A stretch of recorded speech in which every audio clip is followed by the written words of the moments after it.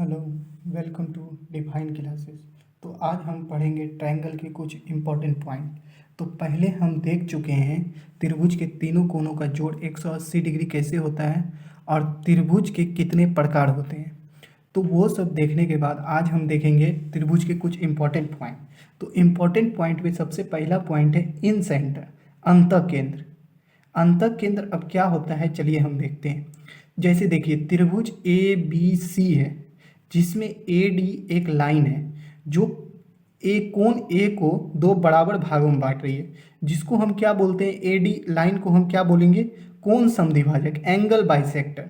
जैसे आप देख सकते हैं किसी त्रिभुज के शीर्ष के कोण को दो बराबर भागों में बांटने वाली रेखा कोण समद्विभाजक कहलाती है। तो आप देख रहे हैं ए बी सी एक त्रिभुज है जिसमें ए डी कोण समद्विभाजक है।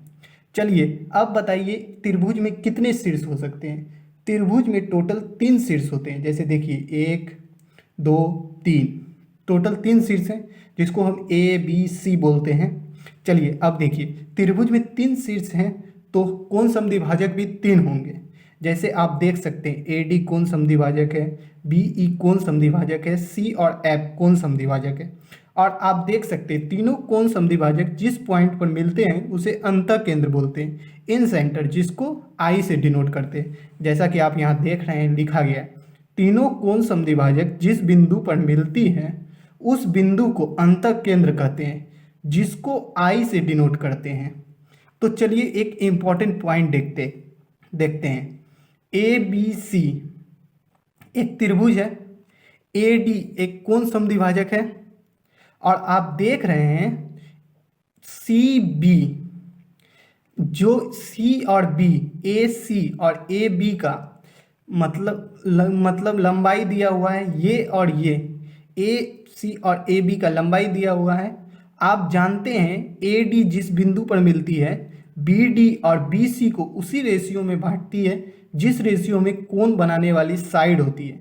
जैसा कि आप देख रहे हैं ए बी और ए सी, ए बी बटे ए सी बराबर होता है बी डी और डी सी के। तो हम बोल सकते हैं बी डी और डी सी जिस रेशियो में बटेगा उस रेशियो में ए बी और ए सी भी होगा।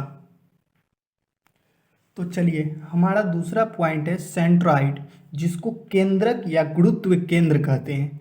चलिए देखते हैं केंद्रक क्या होता है। ए बी सी एक त्रिभुज है और ए शीर्ष है, शीर्ष के सामने वाली भुजा को दो बराबर भागों में बांटने वाली लाइन माध्यिका कहलाती है।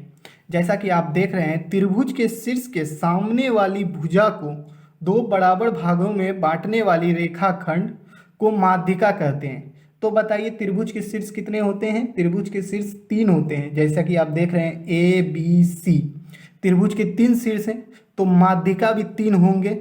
जैसा कि आप देख रहे हैं ए डी एक माध्यिका है, बी ई दूसरा माध्यिका है, सी एफ तीसरा माध्यिका है। और तीनों माध्यिका जिस बिंदु पर मिलती है उसको केंद्रक या गुरुत्व केंद्र कहते हैं या सेंट्रॉइड कहते हैं, जिसको जी से डिनोट करते हैं। जैसा कि आप देख रहे हैं तीनों माध्यिका जिस बिंदु पर मिलती है उस बिंदु को केंद्रक या गुरुत्व केंद्र कहते हैं, जिसको जी से डिनोट करते हैं। और एक बात, एक माध्यिका त्रिभुज के क्षेत्रफल को दो बराबर भागों में बांटती है। जैसा कि आप इस त्रिभुज में देख रहे हैं ए बी सी एक त्रिभुज है, ए डी एक माध्यिका है जो इस क्षेत्रफल को बराबर कर रहा है इस क्षेत्रफल के। जैसा कि आप इसमें देख रहे हैं एरिया ऑफ त्रिभुज ए बी डी बराबर है एरिया ऑफ त्रिभुज ए सी डी का।